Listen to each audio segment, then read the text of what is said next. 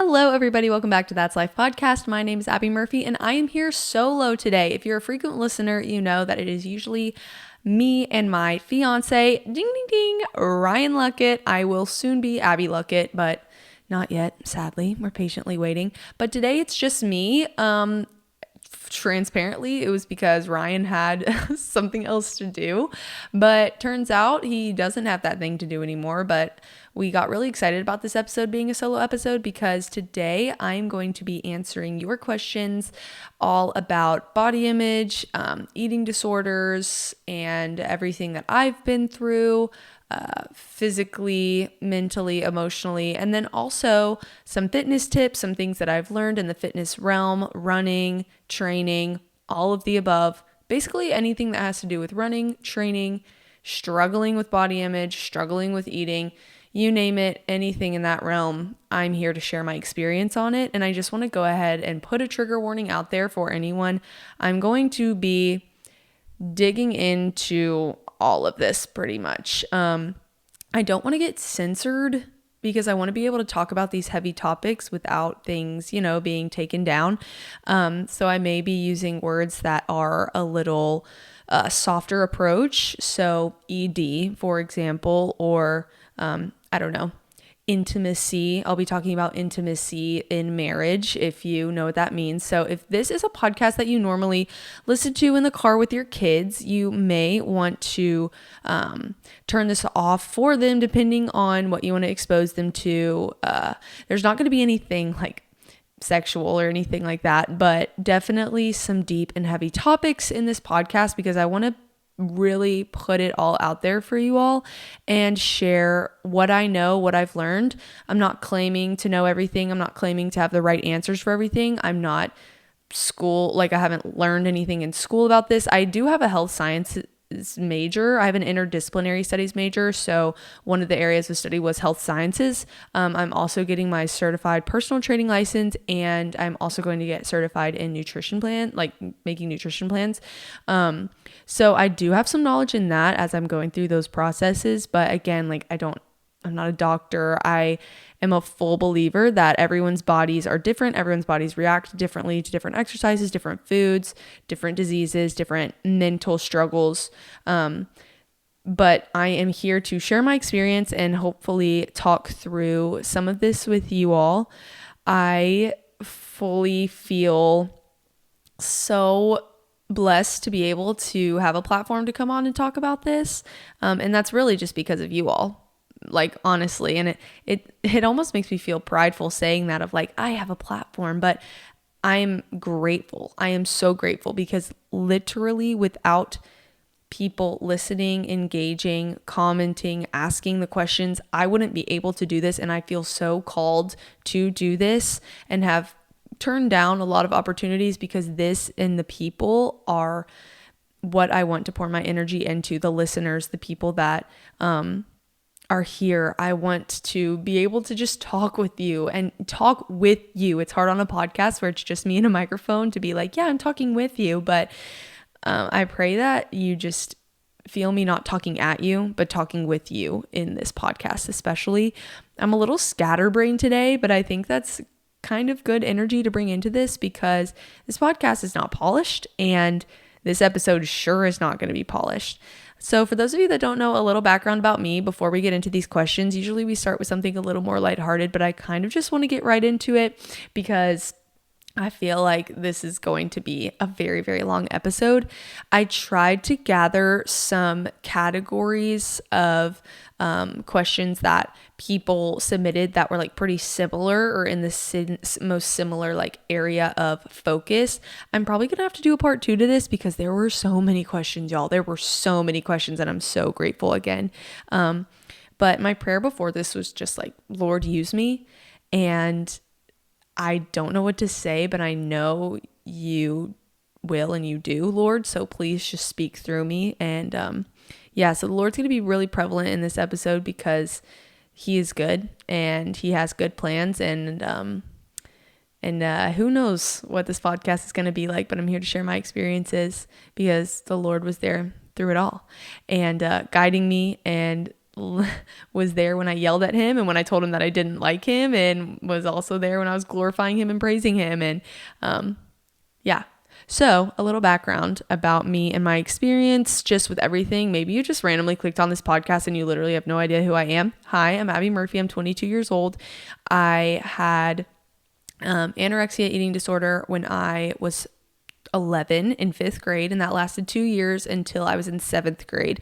If you want to listen back to my eating disorder story, I basically just go through, it's kind of like partly part of my testimony as being a believer, and also recovery, the beautiful miracle that the Lord orchestrated in my life. Of long story short, I had an eating disorder for 2 years, got a concussion, and woke up, and it was like I had never struggled a day in my life.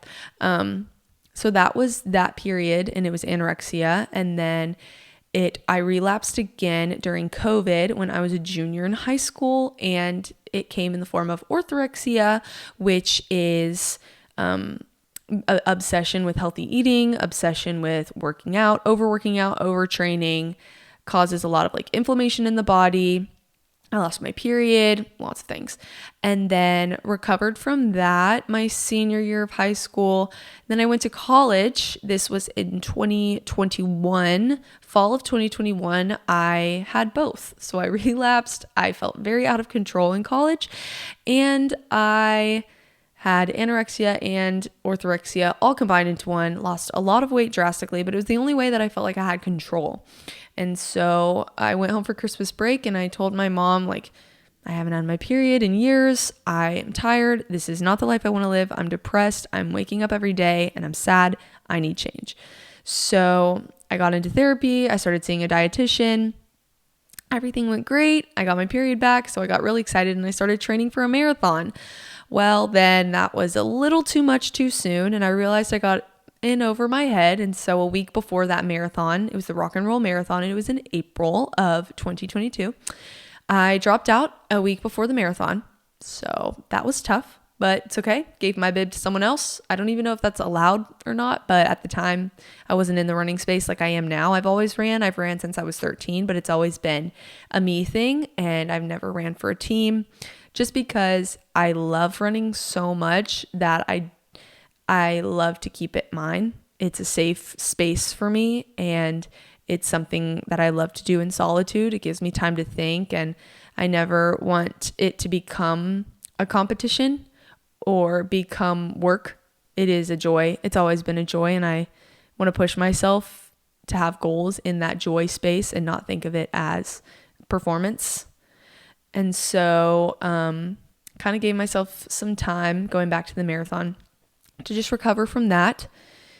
And then around September of last year, it would be 2023, I decided I was healthy enough and ready to train for a marathon again. I was pretty sad in school, didn't want to be doing theater, and I was like, I need something that's going to bring me joy and make me excited about the days. Let's train for a marathon.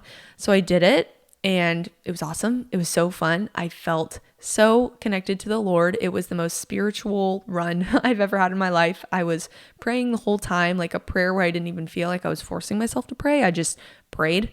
I was just talking to the Lord the whole time, and I have another podcast episode about all that to hear if you want to hear more of the spiritual side of things. I got that in 3:31:50, I think, or something, 3 hours, 31 minutes, 50 seconds. And then I came back again in April of 2024 and I BQ'd on my second marathon. I got 3:20:21. I think, I can't remember. Don't quote me on that. 3:20 something. And then I ran an ultra marathon in September, this past September, 2024. And I ran 106 miles. It was super awesome, super fun. I love ultra running. The ultra space is definitely my favorite.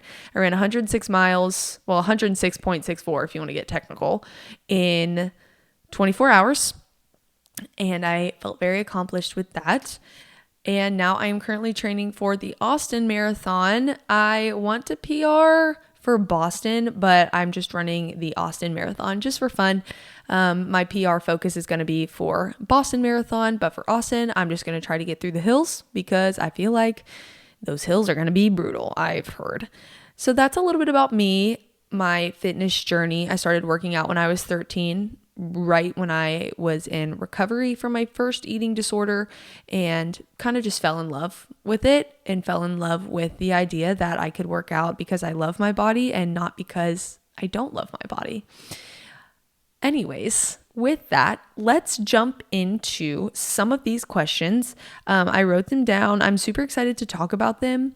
And yeah, so the first one, how did you silence the ED voice? So it's funny. If you're not in this world, it's hard to understand like what even an ED is. A lot of people that have been in this world name their voice that they hear. The name is ED because it's ED, eating disorder.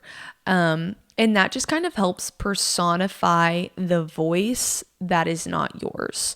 So whether you've dealt with this or not, for those that don't really understand the struggle of the eating disorder, it is not you. And if you are someone who is in an eating disorder or doesn't even know that you're in an eating disorder, but something's off, give yourself the permission to know the truth that you are not your eating disorder and those thoughts are not from you. Those thoughts are from the devil. I fully mean that with every fiber of my being, that those voices that you hear in your head that tell you you're not enough, you shouldn't eat, you're ugly, you're fat, you're skinny, you're this, that, and the other, whatever form your eating disorder voice comes in, you should overeat tonight, you should eat your feelings, you should starve yourself. Name what you want to name of that voice that it tells you. You don't deserve this food. You need to go throw up this food. XYZ. That is not you. That is not from the Lord. That is from pure evil. And the Bible tells us that all around us, there's a fight going on. There is an army that we cannot see that is between the devil and the Lord. And the devil is going to try to take hold of that space in your brain that is what's the word I want to use? That has discomfort, that is questioning things, but ultimately that doesn't have control. And I think that's where those thoughts creep in the most, is when we lose control, because ultimately an eating disorder stems from not having control. At least that's what I've heard with talking with every single person that has also dealt with something like this, and in years and years of therapy. I've been in therapy since I was 13. I'm still in therapy now.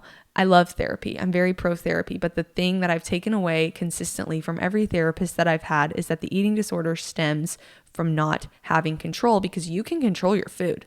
You can control the size. You can control how much you work out until you can't anymore.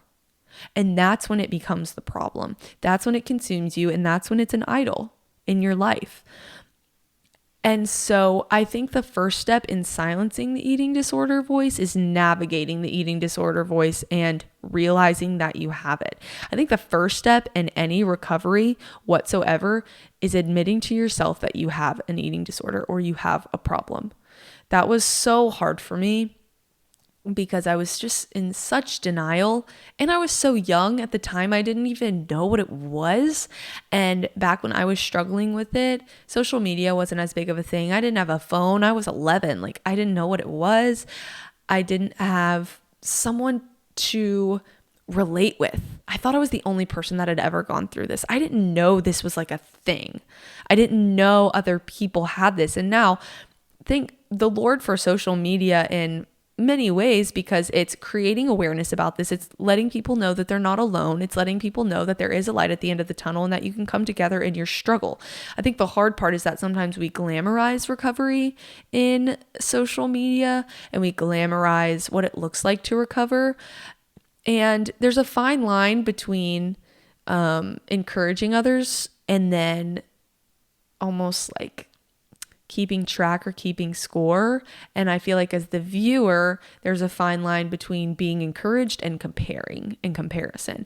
I think at the root of it, we have to be so real with ourselves. We have to be so real with ourselves. Even if you don't say it out loud, even if you don't admit it to anyone else, you have to admit it to yourself. Because if you don't want to change for yourself, you're not going to have change at all.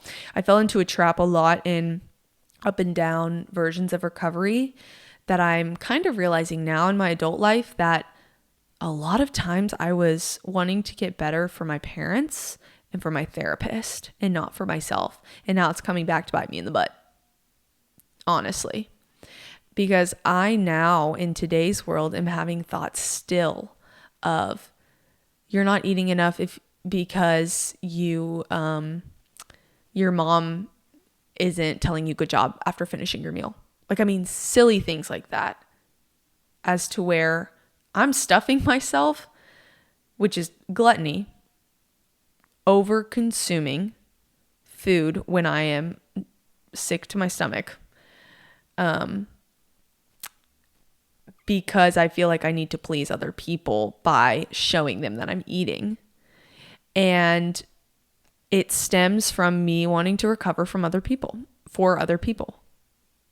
Now, there are many, many, many cases where you're going to have to force yourself whether you want to or not. This is not me telling you, hey, you need to start looking into recovery because you want to.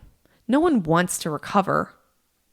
Well, okay, I take that back. Erase, Control, Alt, Delete. We want to recover, but no one wants to get into the discomfort of what recovery is. So, yeah, I agree with that statement that I just said.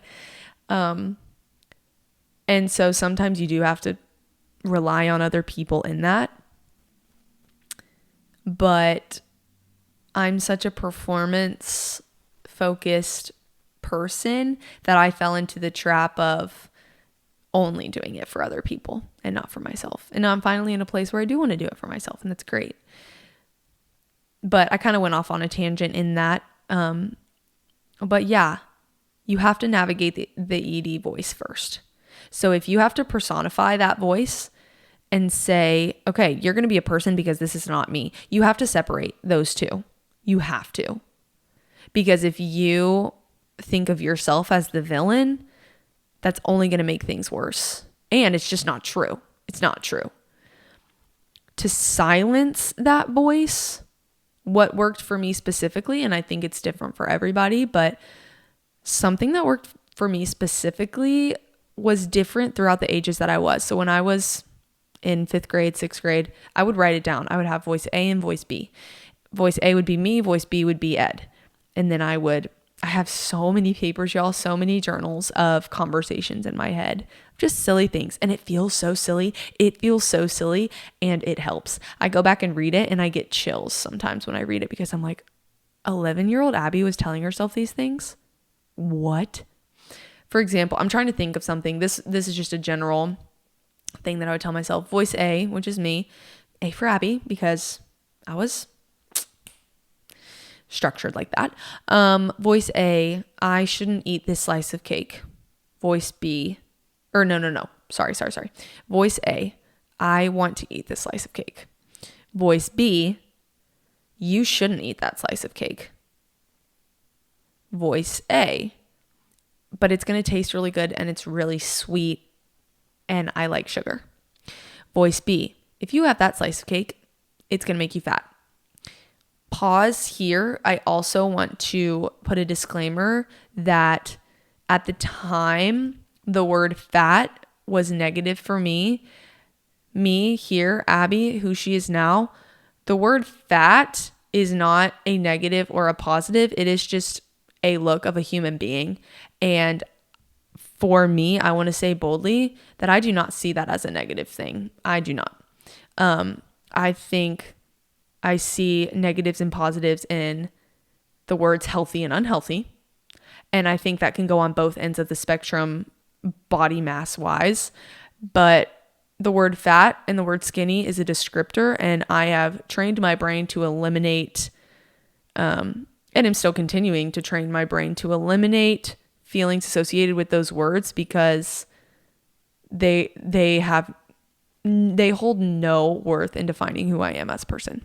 Anyways, this is fifth grade Abby. I hope that message comes across, because I never want to associate negative terms with skinny, fat, tall, short, black, white, whatever.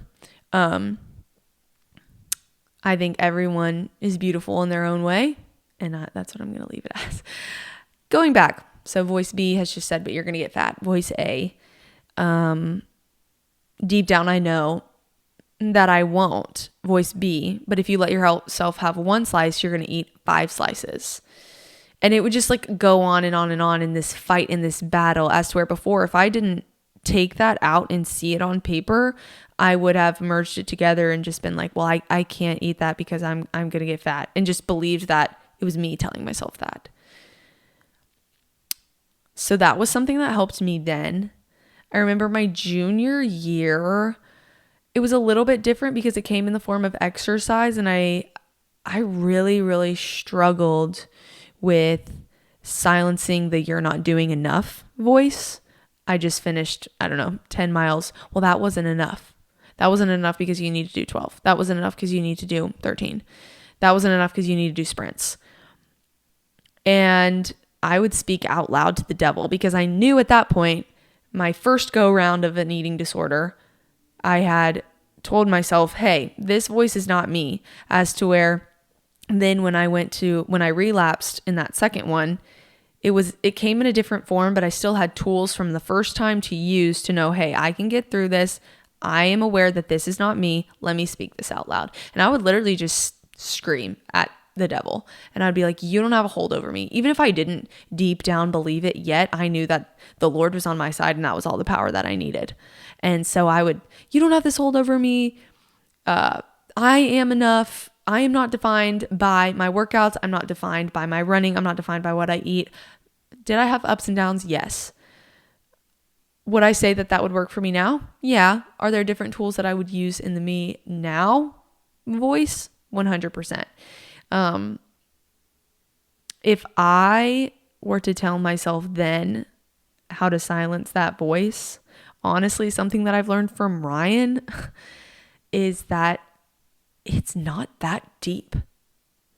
And I don't mean that to sound insensitive, but I actually mean that to sound overly sensitive. And the fact that we have so many tools and so many things now today with technology and advice and our friends and therapy, and it's easy to go to everyone and try to get all the advice in the world. Literally me here trying to give advice. But when it sums down to it, something that has helped me so much is literally being like, I am one human being in a little house, in a state, in a country, inside of a continent, in the middle of the ocean, on a planet in the solar system. And I just kind of zoom out and I'm like, oh my goodness, the Lord is greater than all of this. I'm going to be okay. I'm going to be okay. Because this voice is smaller than me. This voice is tiny. This voice is weak. This voice doesn't have a say over who I am because there is so much more out there. There is so much life out there, and I'm going to live it. It's not that deep. Shutting my brain off. I'm not thinking about it right now. I'm not going to let Satan have that power over me. And just positively zooming out and speaking that over yourself. Taking those thoughts captive, not letting them fall into your heart, right? Letting them go in and out. Not even fearing them, but just letting them pass through until suddenly they don't pass through anymore.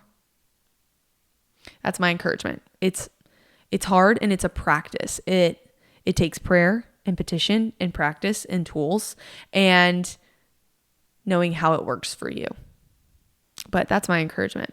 The next question is understanding the line between the eating disorder and discipline. This is something I constantly am connected to. I wouldn't say I constantly struggle with it necessarily, but I'm definitely connected to it because I sit in the shame of letting my workouts dictate my mood for the day. Guilty. And I've come a long way with it, but I definitely have had a recent past with it.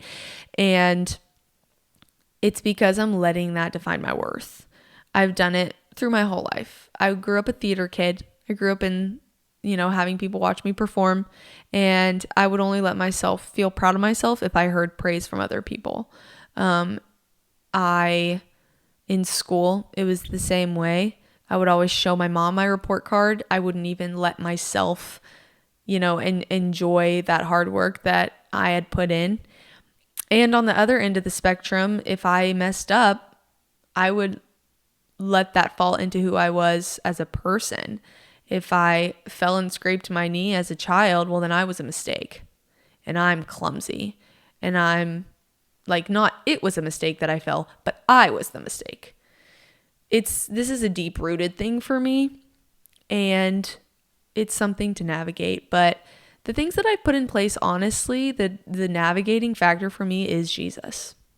The more connected I am in the Word, the more connected I am through prayer and through listening to how the Lord speaks to me, the more easily I'm able to navigate the difference between, honestly, right and wrong. Because if I'm overdoing it, I'm idolizing that. And idolizing anything above the Lord is a sin. However, the Lord has called us to work hard and to have goals and to be disciplined. And it's this tough thing where with other addictions, you can eliminate them completely and it's a good thing. But it's not like that with food and exercise. Unless I am like physically unable or not capable or have something where like, I don't know, I need to get my period back, I'm severely underweight, I have a something. Unless that's the case, I'm not saying this is for everything, but unless that's the case, it's not in my best interest as wanting to be a healthy, operating, functioning human being to eliminate exercise completely. And for me and myself, I can't eliminate food completely. I'm gonna die. So it's hard. You have to navigate it. I swear if I cut out alcohol, drugs, pornography, name your addiction, if you cut that out completely, I mean, that's what you should do, is just cut those out completely. If you're addicted to them, cut them out. And it's hard. And it's possible. And I urge you to pray. I urge you to practice how the Lord speaks to you. I heard somewhere that, we always go to God when we want to hear his voice with these big questions. What do I do with my life? What's my calling? Blah, blah, blah. But how do you know how to listen and what to listen for and how he speaks to you if you don't practice the little things first? And they compared it to a relationship with someone here on earth. If I only go if I'm meeting someone new for the first time, the first question I'm going to ask them is not, hey, what's the meaning of life? Hey, what are your philosophical thoughts on this? No, I'm going to be like, oh, tell me a little bit about yourself. Like, what do you like to do for fun? What's your favorite color? What's your favorite food? Asking these little silly questions. And so I had a phase in my life where I literally was like, Lord, do you want me to pick this red flower or this green flower? Should I eat chicken or should I eat turkey? Should I go on a walk or read a book? What do you think I should sing at my next seminar? Like those silly little questions, and listening to see how he speaks and learning what that is. And for me, it's through my gut. And until he changes and wants to tell me how he speaks to me another way, it's through my gut. And my gut really does navigate me in that, because we are given the Holy Spirit that lives inside of us. He's there with you. You just got to tap into it. Okay, next question. How did you know that your eating disorder started?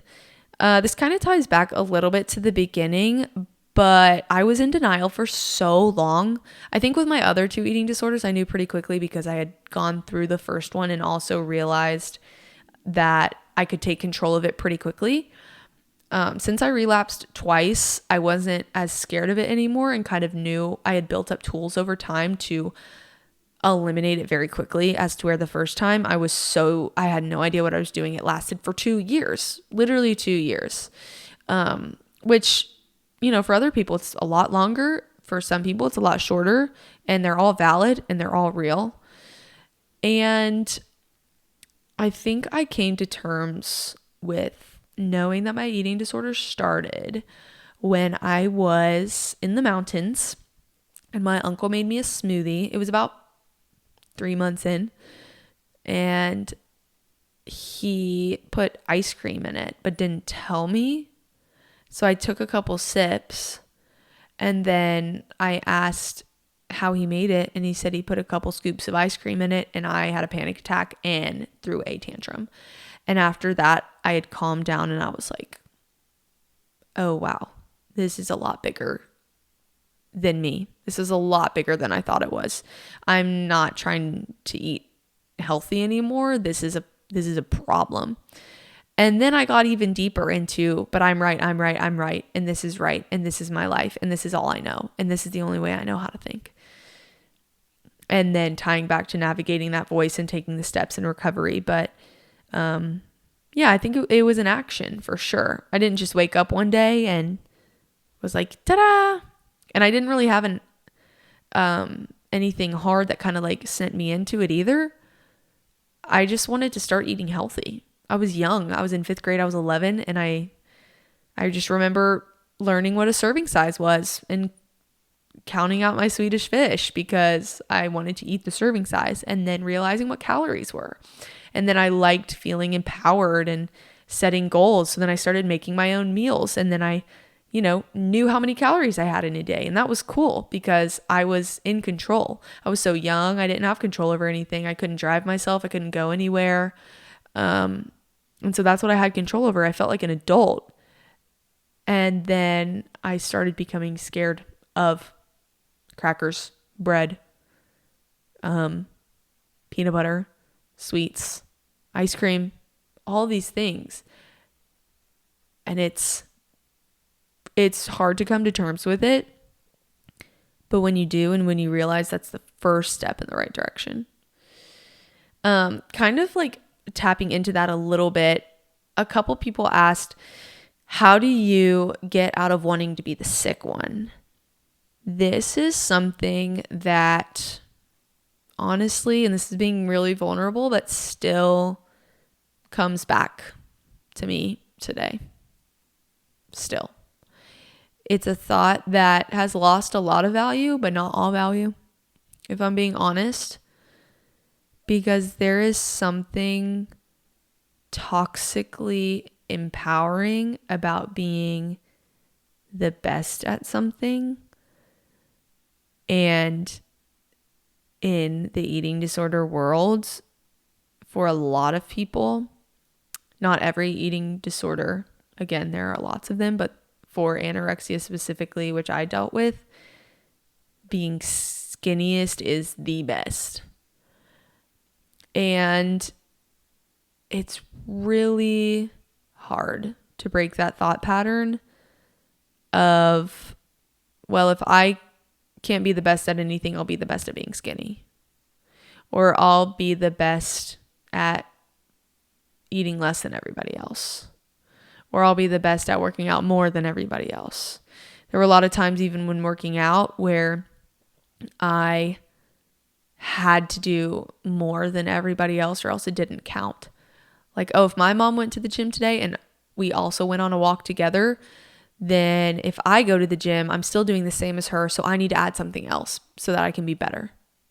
I mean, still thoughts that come up today. And then I have to be like, no, get away. Like a fly swatter. Like, what is this? But there were a lot of times where I believed that, especially in my second eating disorder. But in my first eating disorder, honestly, y'all, it's never enough. And I know we hear that a lot. But the thing is, and I mean this in the most encouraging way possible, you are never going to be the skinniest one. Even if you are. Let's just say logistically, I'm the outsider and I look at, there's person A, B, and C. Person C is struggling with this idea of wanting to be the skinniest person. And I look at person C and I'm like, oh my gosh, they are so skinny. And I could even say, oh my goodness, they're skinnier than the other two, which people don't think like that. That's another thought pattern we need to break. No one is comparing, no other person in the room is comparing your body to anybody else's. They're just comparing theirs to others. Nobody's paying attention to other people because they're only worried about themselves. But let's just say in a fairy tale land, I'm looking at these 3 people and I'm like, oh my goodness, person C is so much skinnier than person A and B. Person C, who has this mindset, who has this struggle and these thoughts, is not going to feel that. They're not. I have never, ever walked into a room in every phase of where my body has been, at my smallest, at my sickest, at my healthiest. I have never walked into a room and thought I was the skinniest person there. Ever. And I can confidently say that. And then I look back at pictures and I'm like, what? I was tiny. I look back at pictures from 5th grade and I'm like, I was so small. But I remember so vividly those times in my life thinking I was the largest person in the room. So honestly, how to get out of wanting to be the skinniest person and the sick one is knowing that it is never going to be. You are never going to get that feeling. You are never going to be the sickest one. You are never going to be the skinniest one because it's never going to be enough. The only way it would be quote unquote enough is if you're so small that you're gone from this earth. Truly. Because if you think about the eating disorder, that's slowly what you're doing. You are slowly unaliving yourself. And it's so real and it's so mental. It's not physical. It's not. And people who haven't struggled with the eating disorder probably won't understand that concept. So I'll try to explain it the best that I can, but it's a mental illness. It is something that takes over. It's not something you can say, just eat to. It's not something you can say, just stop eating so much at night. It's not something that you can say, well, just stop throwing up. It's mental. It's not these actions. These actions are supporting the mental illness, but the starting point and the cornerstone of it is the mentality behind it. I would encourage you practically to get into therapy. I would encourage you practically to assess what activities you're doing. I struggled so much. I'm also a dancer, and I struggled so much with always looking at myself in the mirror and my body in this tiny little leotard in the mirror, and then comparing what I was wearing to the other girls who were wearing the exact same thing as me, and struggling when my boobs started to grow, and struggling. Now I'm noticing cellulite on my body, and it's hard. But honestly, running has helped me so much because I'm not looking in a mirror. And sometimes it's not necessarily working through the thought patterns of it, but just totally removing yourself from the space in general. And that's really hard. That's really, really hard. But there have been times in my life where I'm like, you can't look in the mirror right now, because you've already set yourself the expectation of what you're going to tell yourself. You can't step on the scale right now. You're not allowed to look on the scale because you know what you're going to tell yourself. There have been days where I have to focus on committing to myself over actually doing things and saying, like, you committed to eating 3 meals a day. You need to do it. There are some times where I'll be sad and I'll literally have that thought creep in of like, well, you don't deserve food. And when that happens, I call a friend and I ask them to go get a meal with me, because if I can't eat alone, I know I can eat with someone else, because I don't want to share those toxic thoughts. And so if I'm with someone else, it forces me to get through that, to get outside of myself and to eat in front of that person. Taking the uncomfortable steps to get yourself out of your comfort zone is the best way to stop thinking of that, because it gets you outside of yourself, and it makes you realize that being the sickest and being the skinniest or is not the everything. Like, I am not defined by my size. But I really truly feel for all of my people that have grown up in that spotlight of Like, I mean, like literally I was in a spotlight, like doing theater, of just being like watched by other people or growing up in front of a mirror, constantly staring at yourself, because it is so real and everyone feels it and it's really hard. But I encourage you to take those steps and get uncomfy. Do you feel like you have to run to earn food? Not anymore, but I did. When I was younger, I did. And you don't. And you shouldn't. Our body at rest, I think it's different for everybody, but here's the science behind it. We all have maintenance calories, okay? That is the amount of calories that our body needs to stay at the weight that it is at without doing any activity whatsoever.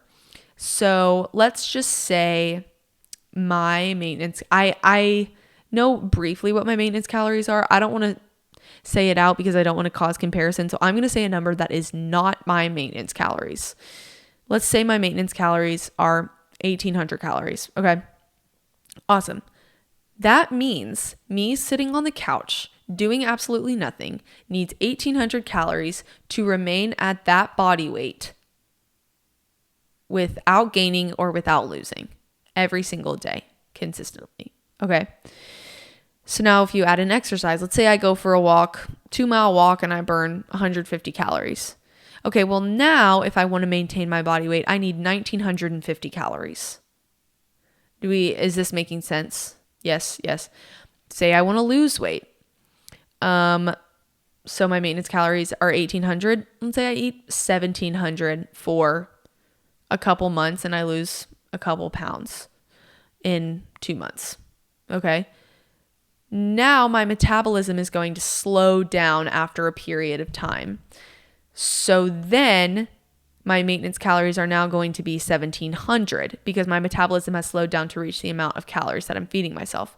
So if I want to lose more weight, I have to eat a less amount of calories. Okay. Now this can be done in a healthy way if you want to lose weight in a healthy way. But the problem is it takes a hold of you because we jump the gun and we go too fast too soon.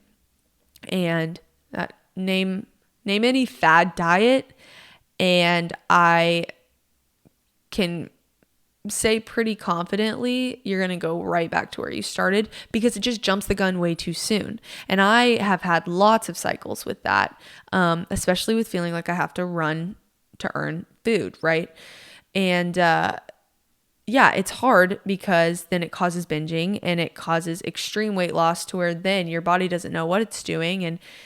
And I even got to the point to where my body needed calories and I was not giving it what it needed, that it started eating away at my muscle.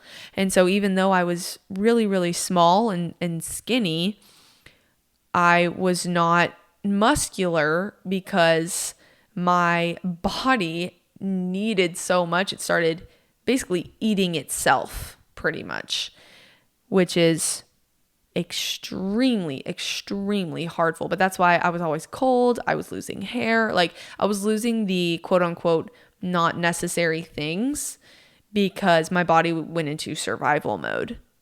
And your body can do that for a while. I mean, the Lord created us to be fasting human beings. Now don't mishear what I'm saying. Fasting in a sense of doing it in the healthy, godly way, not in the way of idolizing food or exercise and doing it in an unhealthy way where your body doesn't need it. Those are two completely different things. But our bodies were created to survive through extreme conditions like that, but they are not supposed to stay there at all. They are not supposed to stay there. So with all that, say I wanted to gain weight, it would go in the opposite direction. My maintenance calories are 1,800. Say I'm trying to put on some weight, then I'll eat 200 extra calories. So that's 2,000 calories a day and not move. For me, when I was trying to gain weight during my ultra marathon, I was running so much. I had to eat a lot, like 4,000 to 5,000 calories a day kind of stuff. And it worked. I gained weight during ultra marathon prep when I was running 85, 90 miles a week, 95 miles a week. Crazy, but it happened. Now, a lot of times in marathon preps, I will gain weight, whether I'm tracking or not, because your body is under so much stress. And then you also just gain muscle. But again, these are all very, very, very nitpicky things. That is a little science lesson for you guys. Your metabolism will slow down the less you feed yourself, basically. When I go in those phases, or when I had gone in those phases of feeling like I had to run to earn food, it was as a punishment. And now I'm at a place in life where running is a joy. And I know that I have to eat in order to run. I don't have to run in order to eat. Let me say that again. You have to eat in order to run. You don't have to run in order to eat. You should not run in order to eat. You are going to do worse for your body by running to earn food than eating to earn to run. I would just honestly encourage this person, if you are struggling with this, to speak over yourself. Eat to earn the run. Eat to earn the run, not run to earn the food. That's my encouragement, because guilt is not from the Lord. So waking up the next morning after eating more than you would have liked to, or even feeling like you binged, does not mean that you should go run until you've burned what you think you ate last night. Absolutely not. Honestly, it probably means you need to rest. Your body is so stressed out. It needs to rest. And you may be thinking, Abby, I can't give myself that rest. I don't know what I would do. I would just eat even more. I would just sit and eat even more. And I can't, because I already ate too much last night. And I've been there. I have been there. And friend, I'm telling you, the rest has helped me reset so much. A couple weeks ago, I took a whole week off because I was just spiraling. And I was eating junk, not getting enough sleep. And I kept waking up and being like, oh my goodness, like I need to run because I did so bad yesterday and I need to start over today and get back on it. And then every night it would end with me feeling, ugh, oh my gosh, this is horrible. Oh my goodness. Okay, I'm going to wake up tomorrow and I'm going to start fresh and I'm going to get the run and and it was a cycle until finally I was like, I am so burned out. I need to rest. Okay, I'm going to take a full rest day tomorrow, even though I didn't plan it. Oh, this is really good for me. I'm going to do the same thing again tomorrow, until it lasted 8 days. And I've been great ever since. Give your body the rest. You deserve the rest. You deserve the rest. You don't have to work for it. Rest is God honoring. Rest is a command from the Lord. Tips to getting over eating more while training. Do it. Whether you want to or not, do it.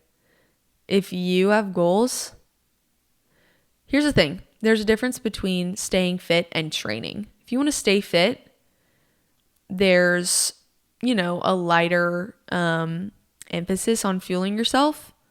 But training means you have a goal. You have a race. You have a thing. You have something that you are training for. Fuel is the number one source of getting better, getting faster, getting stronger. And that's something I've had to tell myself is smaller does not equal faster. Smaller equals worse. I take that back again.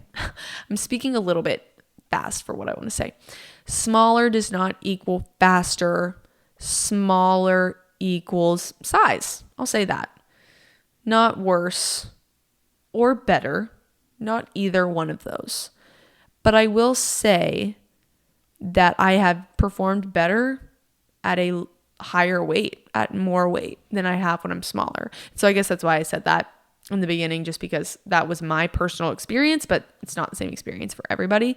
I think also with my history and with my past, that's something that's kind of been like edged into my brain a little bit, that I kind of need to re-navigate those thought patterns a bit, just from what people have told me, and that's just not necessarily always the case. So if I offended anybody who's saying that, I'm sorry, that was not my goal, and I take that back. Honestly, I didn't mean it. My lips spoke larger than my words or my thoughts. But anyways, reel it in, Abby. Come back to the question. Yeah, my biggest number one tip would be to ask yourself how much this goal actually means to you.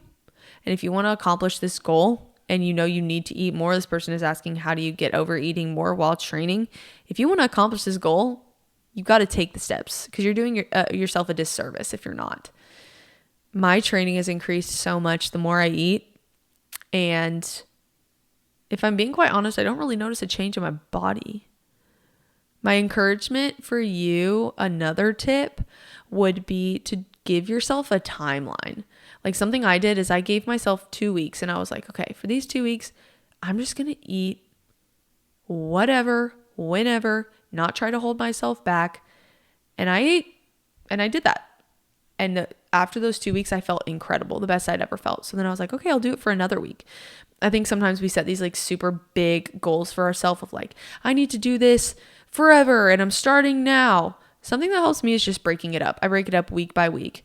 That's why when I started eating whole foods, like only whole foods for the first time, I started with just a week. Now I'm on like 2 months, 3 months, but I still am just going in week by week by week by week until it just becomes a lifestyle. And staying in check with yourself. Maybe you need to write it out. Sometimes I'll have weeks, and again, I just break it up into weeks. It's not like I start saying I'm going to do this for the whole month or do 75 hard or whatever. But like, sometimes I'll have weeks where I'll plan out my meals. Sometimes I don't. But if I really need that structure and I'm craving that and I need to get over that hurdle of eating more, I'll plan out those meals. And I'll just say, okay, this week I'm going to stick to this. And then when Sunday comes and I need to reset for the week, I'll reevaluate. And maybe this doesn't work for me. But for this week, for these 6-7 days, I'm going to commit to this, whether I like it or not, and see how I feel. I would set those practical steps in place for yourself. How do you not go back to the old ED? It's hard because it's tempting. I like the feeling of recovering after I've been not in a good place, because that recovery high is so nice. It honestly is tempting to want to go back to it because of the journey that it takes you on in like a toxic way. And I don't know if that's good or bad, but I'm just telling y'all how I feel. Maybe other people can relate to that as well. But we have to fight that fight.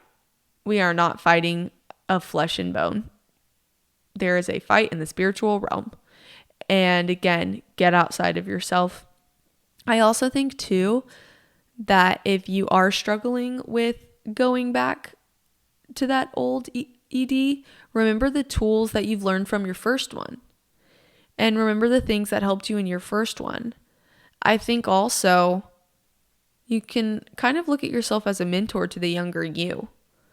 Because everything that I've been through, I want to share. So if you're struggling with going back to where you were, look at yourself now as a mentor to that struggle that you experienced once then, and speak truth over yourself. Take it day by day and know that this too shall pass. How to balance food on a plate. One of my favorite questions. This has been something that I've had to learn and train myself in, but I have found for the runner activity that heavy carbs are going to be my best friend. Heavy protein are going to be my best friend. This is very body specific, but I would say that carbs and protein are what I focus on. Especially, and fats, carbs, proteins, and fats. You don't need as many fats as you do carbs and proteins. At least I've found for myself when like fueling runs. I don't want to like have a lot of peanut butter or avocado right before I go run, because I just don't feel good, but I feel great on carbs. After those runs, I want to have a protein heavy meal, usually more towards like the middle and end of the day. I find that my body needs those fats to feel fuller for longer. So the carbs are going to give you energy, make you feel light, and then the protein is going to restore the muscle tears in your body. It's going to give you those muscles, give you that definition, and then the fats are basically going to make you feel full. They're going to replenish a lot of that fat that you have burned. And especially for women, it's really important to focus on those fats for reproductive health. We just carry more fat on our body. And yeah. So how to build a plate, it's very person to person specific, but for me personally and what my body needs and what I found what my body needs, I feel great on carb and protein heavy more during the day, and then finishing up those fats at night because I tend to be more hungry at night. And so having, an avocado, peanut butter, oils, healthy oils, things like that keep me full to sleep through the night, to get those 8 hours of not eating. And then I wake up in the morning, we start all over again. But I also do find that like in peanut butter or nut butters, there's magnesium. So in a lot of fats of like nuts and things, there's magnesium, which makes you sleepy. So I think that's another reason why I tend to have those fats at night. I just feel a little bit slower. I move a little bit faster on carbs and protein heavy things. And then in regards to like vegetables and fruits, my body responds really well to fruits and not as well to like roughage. I feel really bloated with leafy greens and things like that. So I just get my fiber in other ways. There are lots of different foods and different food groups, but for me, I kind of stay away from the leafy greens. Brussels sprouts make me feel really bad. I think that's another thing. I have a notes app on my phone of paying attention to what makes me feel good and what doesn't make me feel good. So maybe that's another way you can focus on how to build a plate. Like I know the certain foods that make me feel good and the certain foods that don't make me feel good, and the foods that love me back and the foods that don't love me back. And when I am having a situation where I don't really know what to eat, or there are a lot of options to eat and I feel overwhelmed, I have something to look at and being like, okay, how do I navigate this? And is it, I really, really want this cookie that has XYZ ingredients that my body doesn't really feel great after. Is it worth it or is it not? And sometimes it is and sometimes it isn't. So it just depends. I remember at school, this is off topic, but I remember at school at our food cafeteria, it always hurt my stomach all the time, literally all the time, but it was in my meal plan. So I needed to eat it. So I would eat, my food during the day, and then I would go to the dining hall at night right before I went to bed because I knew my stomach was going to hurt, but I could just sleep it off. Which is like so college kid things, but anyways, that was just beside the point. How did I tell Ryan about my eating disorder and how did he react? So Ryan is very unfamiliar with this world. He didn't even really know that this world existed until I kind of explained to him how this worked. And he is open and willing to learn and is here for me. And he doesn't always know how to relate and he doesn't always know what to say, but he knows to be there. And I think that's the biggest thing in someone you're looking for in a partner and sharing this with, is that ultimately it's going to be revealed. And so I would rather have it be revealed to him from knowing the thoughts inside of myself and how my brain works, so that when he sees these things happen or he sees a trigger that happens, he can be more sympathetic, empathetic, and vulnerable with me and walking through that, rather than being extremely worried and then coming at me not knowing how to approach me and not knowing the steps and the things to say, and then having it possibly make me take a step back and be standoffish and feel like I'm being targeted. So yeah, when we first started dating, I kind of walked him through everything. And then when we, got more serious and needed open communication about things, I just kind of walked him through like, hey, I still kind of have these thoughts, and this is how I feel the most loved in talking through these things. This is what I need you to say. This is what I need you to not say. And when you're worried, this is how I would appreciate you approaching me, and just really walking through it. And maybe you haven't even thought about that. So maybe that's something you need to think about. And I think this goes just across the board for everyone. I've had to have this conversation with my mom, my dad, my sisters. I only have one sister. I don't know why I said my sisters. I only have one sister. Everyone in my life. But he was so kind and understanding without understanding.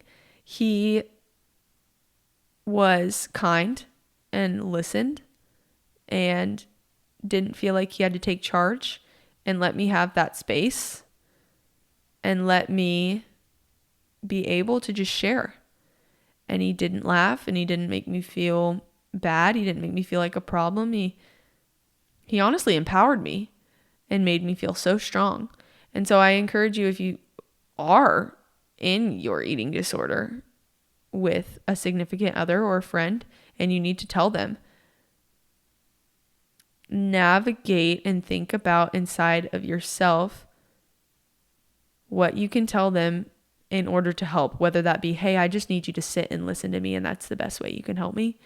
Or if that's, hey, I need you to watch me while I eat, because on the other end of it, all we want is to help. And sometimes it's not always the best help with, hey, do this and do this and do this and do this. But that's like our instinct. Like when someone comes to me and they need advice, I want to tell them the advice so I can fix it. It's just what I want to do. That's who we are as women, especially. Like we are fixers. We are wired that way. But if I can come to someone and be like, hey, this is my experience, these are my feelings, and this is what I need from you, it empowers them. It creates trust with you. And there's a vulnerability and an emotional aspect where they're understanding you now. It helps them build that trust because they're like, oh, they're telling me something very serious. I want to keep this connection with this person. How do you deal with people questioning your intention in running/food? That's another thing that even now today, I honestly recognize a lot in social media and with my family, with my mom. My mom really struggles a lot with this because, on social media, I post the big runs. I post the things that are going to get engagement. Like I very obviously put the word easy in front of 15 miles because I know people are going to be like, what? 15 miles easy? What is she talking about? But it's a comment. There's a certain level of, I love social media. This is my passion. And the content I create is authentic. And there's another side of it that's like, also, I need engagement. So there are going to be those words that are big and flashy. It's entertainment. This is a level of entertainment. This is not real life. And I'm trying to make it as real as possible. But there is a level to the editing, a level to the target, a level to the growth of social media to where it is not always real.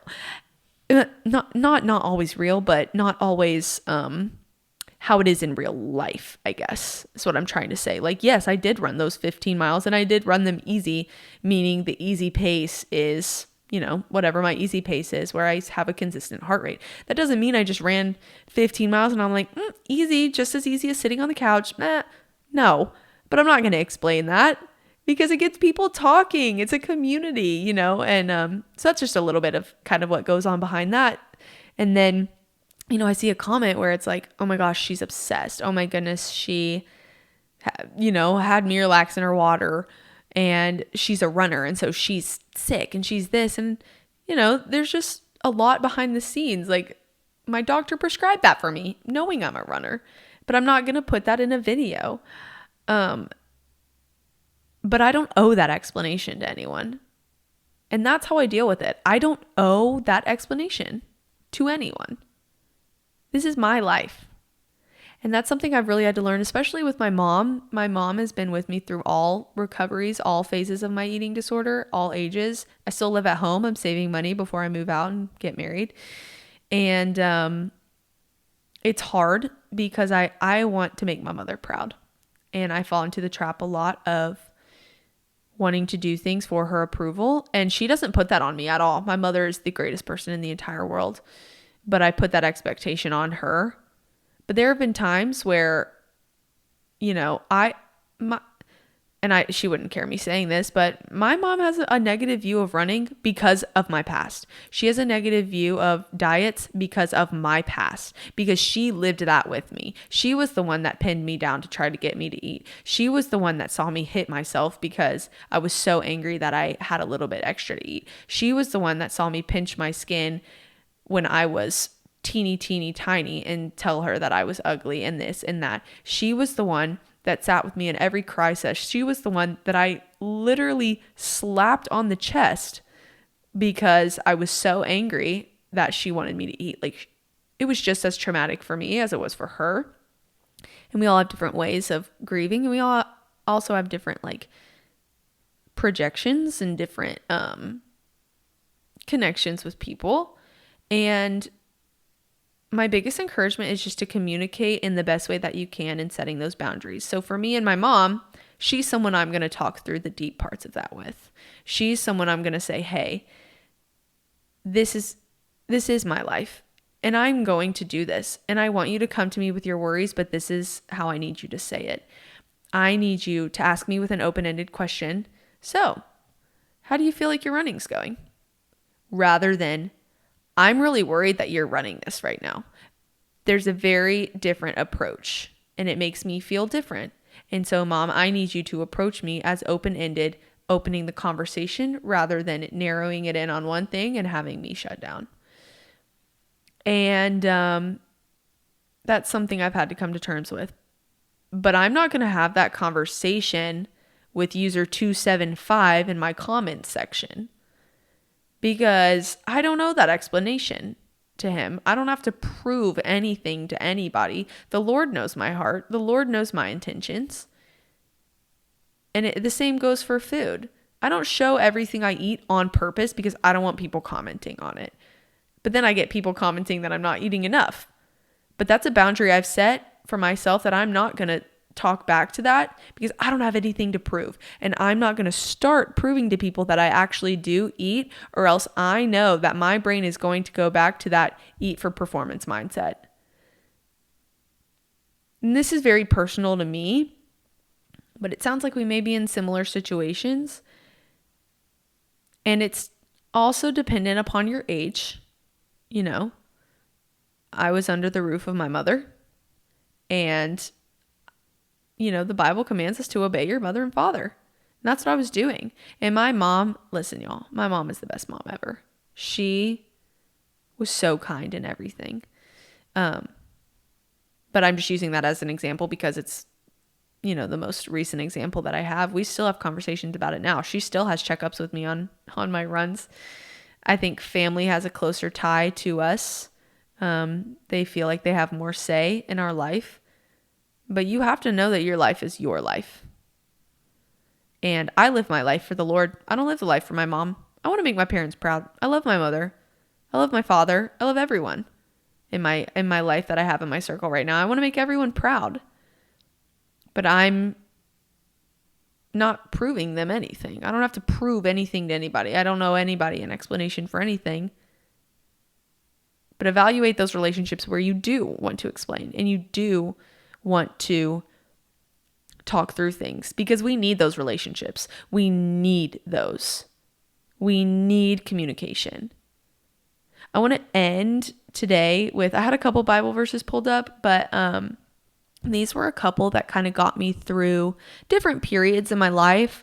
And I just want to end with these before we go, that maybe they could be an encouragement for you. So this is Matthew. This is chapter 6, and I'm starting at verse 25. Therefore, I tell you, do not worry about your life, what you will eat or drink, or about your body, what you will wear. Is not life more than food, and the body more than clothes? Look at the birds of the air. They do not sow or reap or store away in barns, and yet the heavenly Father feeds them. Are you not much more valuable than they? Can any one of you worry by adding a single hour to your life? And why do you worry about clothes? See how the flowers of the field grow. They do not labor or spin. Yet I tell you that not even Solomon in all his splendor was dressed like one of these. If that is how God clothes the grass of the field, which are here today and tomorrow are thrown into the fire, will he not much more clothe you, you of little faith? So do not worry, saying, what shall we eat, or what shall we drink? What shall we wear? For the pagans run after all these things, and your heavenly Father knows that you need them. But seek first his kingdom and his righteousness, and all these things will be given to you as well. Therefore, do not worry about tomorrow, for tomorrow will worry about itself. Each day has enough trouble of its own. That was something that really helped me with my food thoughts, with my eating thoughts. And then this really helped me with my workout thoughts. This is verse 8 in chapter 4 of 1 Timothy. For physical training is of some value, but godliness has value for all things, holding promise for both the present life and the life to come. I just love it. I just love that one. That was my verse for my second marathon that I ran. And then this is, what is this? Hebrews chapter 12, verses 1-3. Therefore, since we are surrounded by such a huge crowd of witnesses to the life of faith, let us strip off every weight that slows us down, especially the sin that so easily trips us up. And let us run with the endurance the race God has set before us. We do this by keeping our eyes on Jesus, the champion, who initiates and perfects our faith. Because of the joy awaiting him, he endured the cross, disregarding its shame. Now he's seated in the place of honor beside God's throne. Think of all the hostility he endured from sinful people. Then you won't become weary and give up. I really just love it. It's a great example for racing. It's a great comparison, like parallel. We're fighting the good fight, and we are running the ultimate race. And it's very easy to zone in on these problems and feel like we're alone. And my encouragement is to know that there is light at the end of the tunnel. And I also want you to know that I am here. There are people in your community that love you. And my encouragement is that you tell someone that you trust, that you want to be like. And a tool you can use is to think about the people you do want to be like and think about why you like them, because there is not one person in my life that I like them because they are a certain size. There's not one person in my life that I look at them and I like them and I'm so grateful for them because they eat less than everybody else. There is not someone in my life that I am friends with because they have the best body out of everybody else. The Lord is not going to greet you at the gates of heaven and give you a round of applause because you ran an extra 5 miles today. He's not going to tell you, good job, faithful servant, for starving yourself for 3 days straight. He's not going to do that. He's not. Reevaluate where your priorities are. Reevaluate what you're idolizing, who you're idolizing, and differentiate your voice from evil. You've got this. Maybe I'll do a part 2. Let me know if you want me to do a part 2. And we're trying to get more engagement on this podcast. So in any way that you can engage would be greatly appreciated, especially because this is a very vulnerable podcast for me. But I'll be praying for you all. I love you all so much. So much. Literally so much. You don't understand. I wish I could just hug every single person that has come in contact with our content. I just love you guys so much. You have no idea. Okay, I'm going to stop. I love you all. Jesus loves you. And that's life.